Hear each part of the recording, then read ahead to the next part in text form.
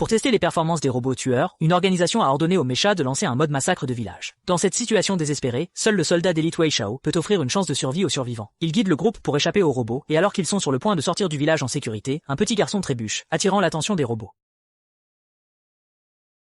Wei Shao était sur le point de retourner au péril de sa vie pour secourir, mais il était déjà trop tard, il ne pouvait que regarder impuissant. Très vite, le robot suivit la piste. De l'autre côté, Hei Mei en fuite fut abattu par une balle, et la caméra scanna rapidement ses informations d'identité. La base de données indiquait que la femme était médecin, bien que sachant que la cible n'était pas elle, le robot sans cœur l'a quand même tuée. Cette scène sanglante et cruelle retourne l'estomac d'un technicien, qui se penche et vomit violemment. Mais face à la menace de mort absolue, il ne peut que se couvrir la bouche, réprimant sa peur, contraint de suivre aveuglément les ordres de massacre des dirigeants. La forêt de montagne, enveloppée par le crépuscule, est devenue un véritable enfer sur Terre. Une étudiante glisse et tombe d'une pente raide, une roche dure brisant violemment sa jambe.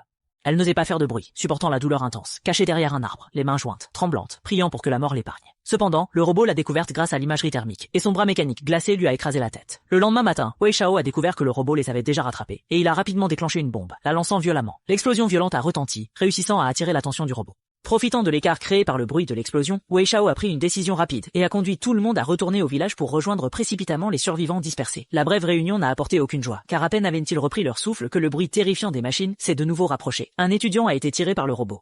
Au moment où l'étudiant allait périr, Wei Shao saisit un marteau et le lança de toutes ses forces, frappant le corps mécanique. Bien qu'il ait sauvé l'étudiant, il devint lui-même une nouvelle cible. Wei Shao découvrit par hasard un dépôt d'armes abandonné, il s'y précipita rapidement, démonta des pièces sur place et assembla à la hâte une mine artisanale.